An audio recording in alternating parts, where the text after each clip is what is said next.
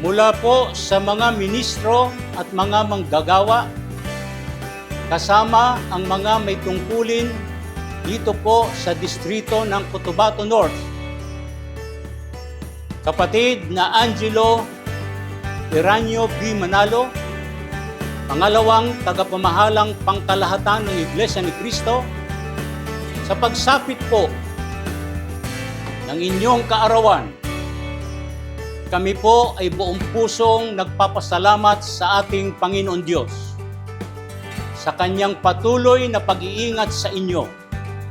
Dalangin po namin na patuloy pa pong ipagkaloob sa inyo ang malawig at mahabang buhay at lakas upang patuloy pang maging pinakamalakas na katuwang ng tagapamahalang pangkalahatan. Kami po ay bumabati sa inyo ng Happy